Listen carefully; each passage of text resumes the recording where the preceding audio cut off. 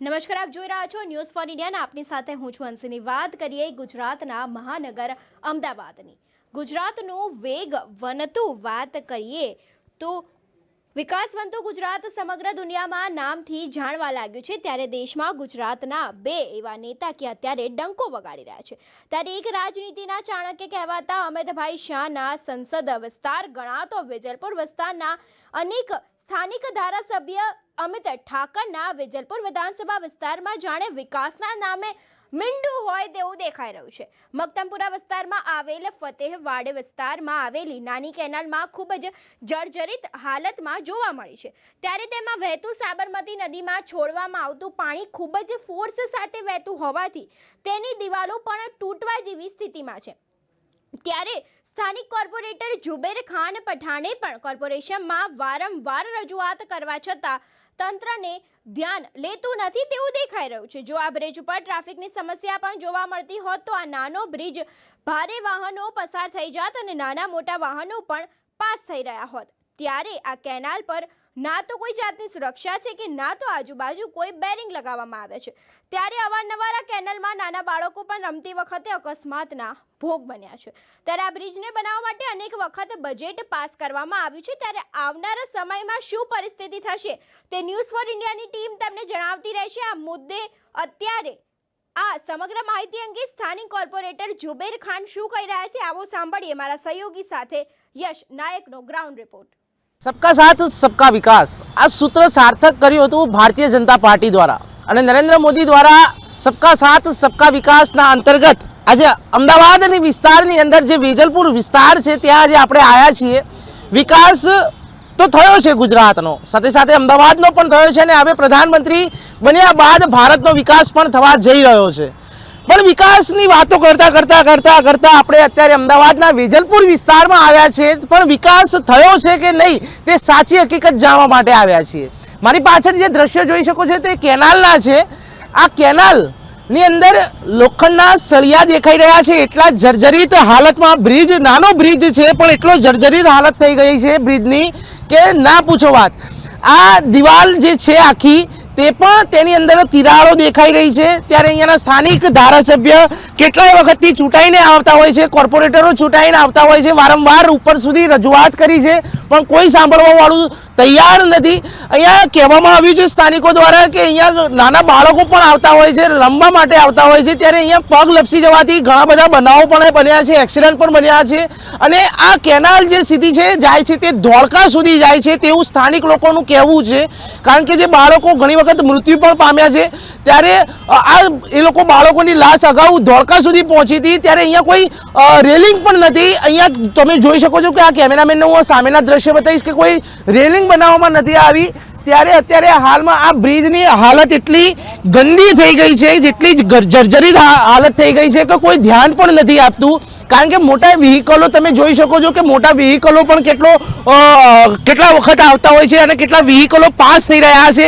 ત્યારે હવે ઉપર આપણે અહીંયાના સ્થાનિક કોર્પોરેટરો પણ જોડાયા છે, સ્થાનિક જનતા પણ જોડાઈ છે. આપણે એમની સાથે વાત કરીએ તે શું કહી રહ્યા છે. સ્થાનિક કોર્પોરેટર અહીંયાના જોડાયા છે, આપણે એમની સાથે ચર્ચા કરીએ. આ જે કેનાલ છે તે ખૂબ જ જર્જરિત હાલતમાં છે, તો શું કહેશો? કેટલી વખત રજૂઆત કરી છે, શું કહેશો તેના વિશે?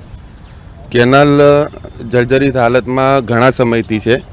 એ બાબતે કોર્પોરેટર તરીકે આ વિસ્તારના અમે સામાન્ય સભાની અંદર આ મુદ્દો ઘણી વખત ઉપાડ્યો છે અને આ મુદ્દા ઉપર અમે સામાન્ય સભામાં ચર્ચા કરી અને પૂર્વ મેયર શ્રી કિરીટભાઈ પરમાર સાથે વાત કરી અને અહીંયા આ બજેટની અંદર 3 કરોડ રૂપિયાની ફાળવણી કરવામાં આવી હતી. આ કેનાલનું જે જર્જરિત છે પોર્શન એને રિપેરિંગ કરવા અને આ ભાગ પહોળો કરવા માટે. બજેટ ક્યારે ફળવાયું હતું? 3 કરોડ રૂપિયા આ વર્ષના અંદાજપત્રમાં 3 કરોડ રૂપિયાનું બજેટ 2023-24ના અંદાજપત્રમાં ફળવાયેલું છે. આના પહેલા પણ ફળવાયું હતું આ જગ્યાનું? આના પહેલા પણ ફળવાયું હતું. તો એ પૈસા ક્યાં ગયા? એ પૈસા કોર્પોરેશનના જનરલ બજેટમાં જે ઉપયોગ ના થયા તો એ બજેટ આપણે લેબ્સ ના જાય એના માટે એ બજેટ એક્સટેન્ડ કરાવી અને ફરીથી એને ફાળવણી કરાવી હતી કે અહીંયા કરવાનું જ છે કામ, એટલે બજેટ પાછું કોર્પોરેશન બીજી જગ્યાએ ના વાપરી લે. એટલા માટે આ બજેટ આપણે પકડી અને આ વર્ષમાં એ ખેંચીને રાખેલું છે. અને ત્યારબાદ આ જગ્યાની માલિકી ઇરિગેશન ડિપાર્ટમેન્ટની છે. કેનાલની જે માલિકી છે એ ગુજરાત સરકારના ઇરિગેશન વિભાગની છે. તો ઇરિગેશન વિભાગ સાથે આપણે સંકલન કરી અને ડિપોઝિટરી વર્ક તરીકે ઇરિગેશન ડિપાર્ટમેન્ટને આ કામ સોંપવામાં આવ્યું હતું. કોર્પોરેશનના કમિશનર શ્રી દ્વારા પણ આ બાબતની મંજૂરી આપી દેવાઈ હતી કે ઇરિગેશન ડિપાર્ટમેન્ટ જો આ બ્રિજ પહોળો કરી આપે તો અમને કોઈ વાંધો નથી અને અમે પૈસા ઇરિગેશન ડિપાર્ટમેન્ટને આનો જે ખર્ચ થાય એ અમે આપવા તૈયાર છીએ. એ બાબતે કોર્પોરેશનના વિભાગ તરફથી 11 રિમાઇન્ડર લેટર લખવામાં આવ્યા છે કે તમે કામ કેટલે સુધી પહોંચાડ્યું, કામ કેટલું કર્યું, પણ ત્યાંથી ઇરિગેશન ડિપાર્ટમેન્ટથી આનો કોઈ નક્કર રિપોર્ટ આપણને જવાબ આવ્યો નથી કે અમે કરવાના છીએ નથી કરવાના. એમણે દર વખતે કહ્યું કે કામ ચાલુ છે એવો જ રિમાઇન્ડર એવો જ જવાબ આપેલો છે. હવે પરિસ્થિતિ એવી થઈ છે કે આ કેનાલનો ભાગ નર્મદા વિભાગને ઇરિગેશન ડિપાર્ટમેન્ટે સોંપી દીધેલું છે. એટલે તકલીફ એ થઈ કે હવે ઇરિગેશન ડિપાર્ટમેન્ટ તો આ જગ્યા પરથી હટી ગઈ. હવે નર્મદા નિગમને અમારે ફરીથી એકડો ગૂંટવાનો વારો આવ્યો. એટલે અમારી સ્થાનિકોની સાથે અમારી રજૂઆત એ છે, સ્થાનિકોની માંગણી એવી છે કે કોર્પોરેશનની હદમાં આ વિસ્તાર આવે છે. એટલે કોર્પોરેશન આ નર્મદા નિગમ જોડેથી મંજૂરી લઈ અને કોર્પોરેશનનો જ બ્રિજ પ્રોજેક્ટ આ બ્રિજ પહોળો કરી દે. એટલે જેનાથી શું છે કે કોર્પોરેશન કામ કરશે. કોર્પોરેશનની જોડે દરેક પ્રકારની ટીમ છે, એ કામ ઝડપથી કરી શકશે. એટલે અમારી માંગણી આ સામાન્ય સભાની અંદર બી એવી જ હતી કે ભાઈ આ બ્રિજ પહોળો કરવાનું કામ કોર્પોરેશનનું બ્રિજ પ્રોજેક્ટ કરે જેથી આ સમસ્યાનું જલ્દી નિરાકરણ આવી જાય. કેનાલ તો છે, સાથે સાથે આ રસ્તોની બી હાલત જર્જરિત છે, તો તેના વિશે શું કહેશો? આ રસ્તો કઈ સાઈડ જાય છે અને કેટલા કિલોમીટરનો છે? કેનાલની બે બાજુનો રસ્તો શાસ્ત્રી બ્રિજ સુધી પહોંચે છે. અહીંયાથી લઈ સવેરા હોટલથી લઈ અને શાસ્ત્રી બ્રિજ સુધી અહીંયાથી જાય છે. હવે નેશનલ હાઈવે અમારે આવે છે, આપને ખબર છે, અને સ્થાનિકોને તકલીફોનો સામનો કરવો પડે છે કે અહીંયા રોજબરોજ કેટલો ટ્રાફિક જામની સમસ્યા છે. લોકો ખૂબ જ હેરાન થાય છે. એમ્બ્યુલન્સ એ આવે તોય અટકાઈ જાય છે. અહીંયા પરિસ્થિતિ એવી છે કે સવાર અને સાંજ, બપોર હોય કે રાત હોય, ગમે એ સમય અહીંયા ટ્રાફિક જામ જ મળે તમને. અહીંયા ટ્રાફિકમાંથી કોઈ રાહત મળી શકે એવી પરિસ્થિતિ જ નથી. એટલે ઓલ્ટરનેટ રૂટની વ્યવસ્થા કોર્પોરેશનના એરિયામાં કરવી જરૂરી છે.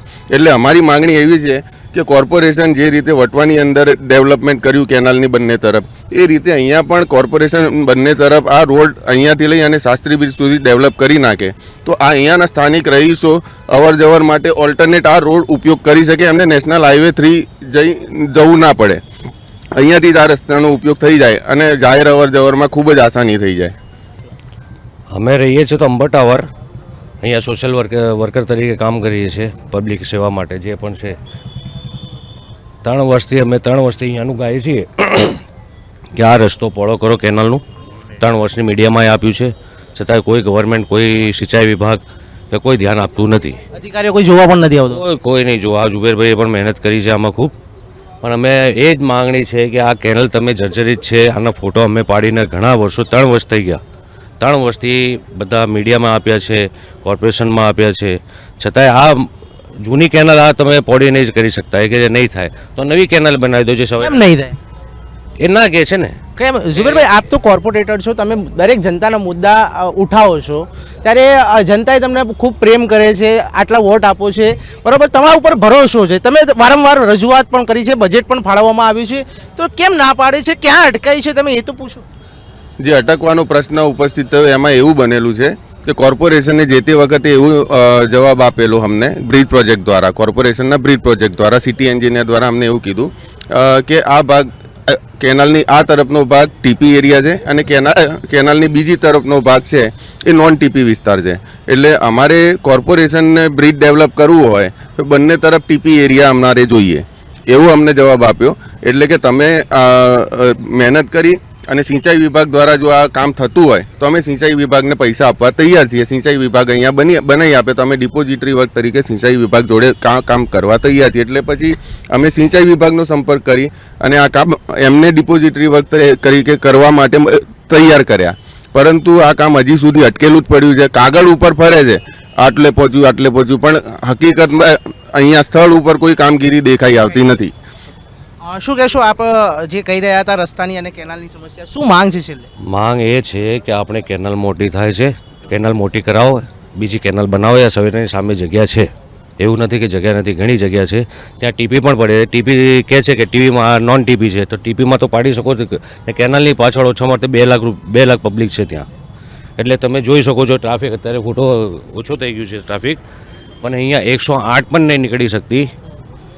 108ને પણ બહુ તકલીફ થાય છે. એની વિડીયો પણ બહુ આપી છે અમે કોર્પોરેશનને.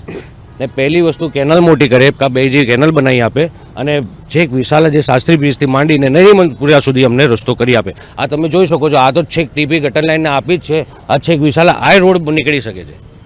આ તમે ત્યાં બતાવી શકો છો, આ રોડ નીકળી શકે છે. આખું પોળો રોડ છે છેક વિશાલા સુધી. ને આ છેલ્લે આ 2 કેનલના જે વટવામાં છે, રામોલમાં છે, તમારે જે કેનલની આજુબાજુ જે આવે છે, ઘોડાસરમાં છે, બધે ત્યાં કોર્પોરેશનને જે ગવર્મેન્ટે રોડ બનાવીને આપ્યા છે ત્યાં. અહીંયા કેમ નહીં? મક્તમપુરામાં બધામાં ત્યાં રોડ છે. પેલા અમારા શરીફભાઈ, બધા મોહસિનભાઈ ત્યાં જઈને અમે લોકો વિડીયો ઉતારીને કોર્પોરેશનમાં ને બધું વિડીયો મીડિયામાં બતાડી છે, છતાં એ અત્યારે કોઈ નિકાલ નથી. ને તમે જુઓ તો ખરા અહીંયા ટ્રાફિક કેટલું થાય છે. સ્થાનિક ધારાસભ્ય અમિત ઠાકર છે, એમને રજૂઆત કરી. સ્થાનિક ધારાસભ્ય અમિતભાઈ ઠાકરશ્રીને પણ અમે આ બાબતે રૂબરૂ મળી અને રજૂઆત કરેલી છે. એમનું કેવું શું છે? એમનું કહેવું એમ છે કે હું આ બાબતે જરૂરથી ધ્યાન આપીશ, અને અમારી આશા છે કે એ પણ આ મુદ્દા ઉપર ધ્યાન આપી અને જલ્દથી જલ્દ આ બ્રિજ પહોળો કરવાનું કામ કરાવે એવી અમારી આશા છે.